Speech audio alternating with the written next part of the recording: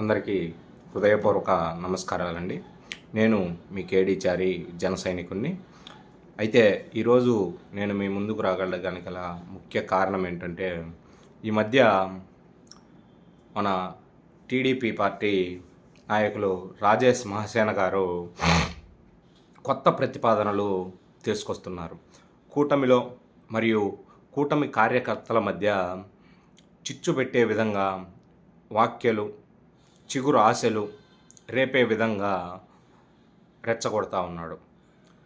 అది ఆ అంశం ఏంటంటే, లోకేష్ గారిని డిప్యూటీ సీఎం కానీ చేయాలా, టీడీపీ పార్టీని కాపాడుకోవాలంటే ఖచ్చితంగా చేయాలా, రాజ్యాంగం ప్రకారం 90 సీట్లు ఉంటే వారే ఆ పార్టీకి అర్హులు అని మాట్లాడుతూ ఉన్నాడు. అయ్యా రాజేష్ మహాసేన, నేను అడుగుతా ఉన్నా నిన్ను, రాజ్యాంగం ప్రకారం 90 సీట్లు ఉంటే వారే సీఎం అనేది చిన్న పిల్లోడికి కూడా ఈరోజు తెలుసు.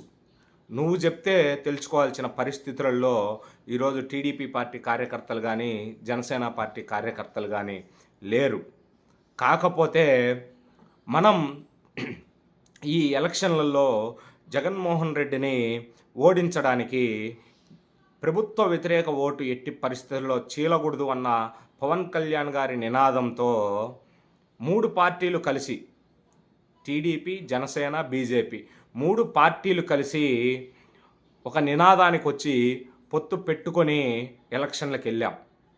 అంటే దాని అర్థం ఏంటంటే, దాదాపుగా ఈరోజు 135 స్థానాలలో గెలిచినటువంటి టీడీపీ పార్టీకి ఆ 135 స్థానాలలో జనసేన కార్యకర్తల ఓటింగ్ కూడా పడింది అనేది నువ్వు తెలుసుకోవాలా.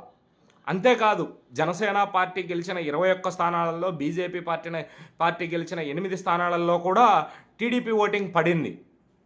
ఈ 3 పార్టీలు కార్యకర్తలు గ్రామాల కానించి పట్టణాల కానించి ప్రజలలోకి 3 పార్టీల నినాదానాలు, జగన్మోహన్ రెడ్డిని ఓడించే విధానాలు అన్నీ కూడా ప్రజలలోకి 3 పార్టీల కార్యకర్తలు కష్టపడి తీసుకెళ్తే ఈరోజు మీకు 135 స్థానాలు, జనసేన పార్టీకి 21 స్థానాలు, బీజేపీకి 8 స్థానాలు అనేవి వచ్చినవనేది ముందు నువ్వు తెలుసుకో రాజేష్ మహాసేన అని తెలియజేస్తా ఉన్నా. 135 స్థానాలు ఉన్నాయి కదా, సీఎం చేయొచ్చు. ఎప్పుడు చేయొచ్చు? పొత్తు లేకుండా ఇండివిజువల్గా టీడీపీ పార్టీకి 135 స్థానాలు కాదు 90 స్థానాలు గెలిచింటే అప్పుడు అది టీడీపీ పార్టీ అధిష్టానం ఇష్ట ప్రకారంగా ఎవరినైనా సరే సీఎం చేయొచ్చు. కానీ ఈరోజు 3 పార్టీలు ఎలక్షన్ల కంటే ముందు కొన్ని ఒప్పందాలు చేసుకొని ఆ ఒప్పందాల ప్రకారం ఎలక్షన్లకు వెళ్ళినాయి. కాబట్టి లోకేష్ గారిని కానీ సీఎం చేయాలన్నా, డిప్యూటీ సీఎం చేయాలన్నా చంద్రబాబు గారి మాట మరియు పవన్ కళ్యాణ్ గారి మాట మరియు పురంధేశ్వరి గారి మాట, నరేంద్ర మోడీ, అమిత్ షా గారి మాట తీసుకొని వాళ్ళు చేస్తారు. వాటి గురించి నాకు తెలిసి అయితే మనలాంటి వాళ్ళకు అనవసరమని కూడా నీకు తెలియజేస్తా ఉన్నా. ఎందుకంటే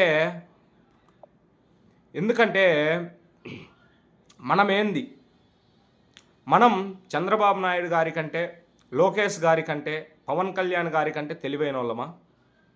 చెప్పు. మనం వారికంటే ఏం తెలివైన వాళ్ళం కాదు. ఎప్పుడు ఎవరికి ఏం పదవులు ఇవ్వాలో వాళ్ళే కూర్చొని నిర్ణయించుకుంటారు.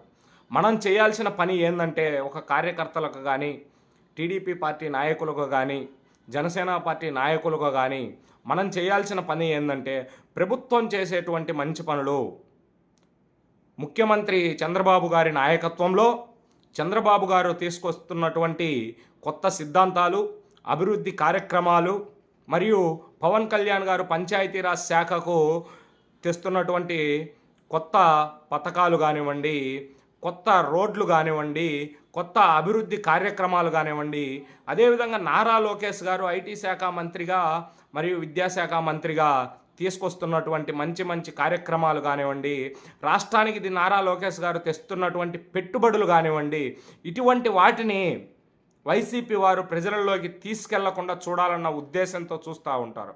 కాబట్టి అటువంటి వాటిని మనం బలంగా ప్రజలలోకి తీసుకునే విధంగా ప్రభుత్వం పైన ప్రజలకు ఎక్కడా వ్యతిరేకం అనేది రాకుండా చూసే విధంగా మనం చెయ్యాలి కానీ ఈరోజు ఎవరికి డిప్యూటీ సీఎం ఇవ్వాలా, ఎవరికి సీఎం ఇవ్వాలనేది పైవారు ఆలోచించుకుంటారు.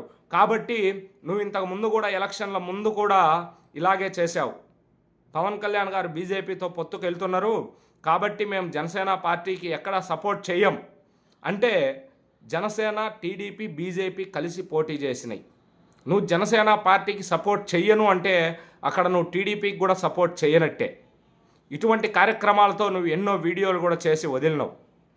అయినా కూడా నీలాంటి వాళ్ళను ప్రజలు నమ్మలే.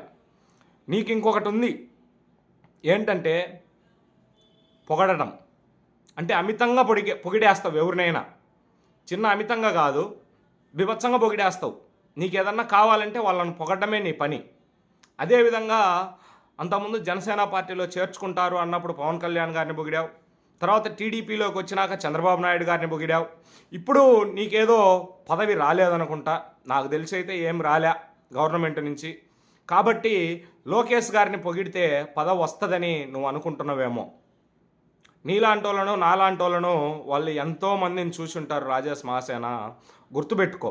ఇటువంటి ఆపేసి ప్రజలకు నీ నియోజకవర్గంలో కానీ రాష్ట్రంలో కానీ ఎక్కడైనా ప్రజలకు ఎక్కడన్నా సమస్యలలో ఉంటే ఆ సమస్యలను లోకేష్ గారి దృష్టికి కానీ, పవన్ కళ్యాణ్ గారి దృష్టికి కానీ, చంద్రబాబు నాయుడు గారి దృష్టికి కానీ తీసుకెళ్ళి ఆ సమస్యలు పరిష్కారమయ్యే దిశగాగినా నువ్వు నడిస్తే రాజకీయంగా నీకు మంచి భవిష్యత్తు ఉంటుందని కూడా తెలియజేస్తున్నా రాజేష్ మహాసేన.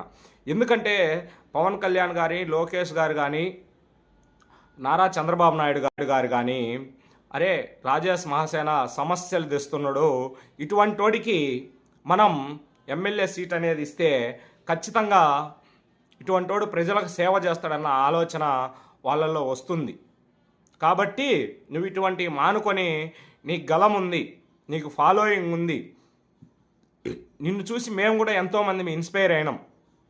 కాబట్టి నువ్వు ఇటువంటివన్నీ మానుకొని ఇటువంటి చిచ్చు పెట్టేటువంటి కార్యక్రమాలు, కూటమి కార్యకర్తల మధ్య విడదీసేటువంటి కార్యక్రమాలు మానుకొని ప్రజలకు, ఎందుకంటే నీకు ఆస్కారం ఉంది చంద్రబాబు నాయుడు గారితోటైనా, పవన్ కళ్యాణ్ గారితోటైనా, నారా లోకేష్ గారితోటైనా, ప్లస్ ఆయా మంత్రులందరితో కూడా మాట్లాడడానికి నీకు అనేది ఆస్కారం ఉంది. కాబట్టి ప్రజల సమస్యలు ఎక్కడైనా ఉంటే తెలుసుకొని నువ్వు అక్కడికి వెళ్ళి ఆ ప్రజల సమస్యలు సద్దుమణిగే విధంగా, ఆ ప్రజల సమస్యలు తీరే విధంగా అడిగేస్తే మంచిదని తెలియజేస్తున్నా రాజేష్ మహాసేన. ఇంకొకసారి చెప్తా ఉన్నా, ఈరోజు నువ్వు లెక్కలతో సహా చెప్పాల్సిన అవసరం లే. 135 సీట్లు వస్తే సీఎం అవుతారు, 115 సీట్లు వస్తే సీఎం అవుతారు, 21 సీట్లు వచ్చిన వాళ్ళని సీఎం అని అరుస్తున్నారు, 11 సీట్లు వచ్చిన వాళ్ళని సీఎం అని అరుస్తున్నారు. నువ్వు ఎవరికి చెప్పాల్సిన అవసరం లేదు రాజేష్ మహాసేన. గుర్తుపెట్టుకో.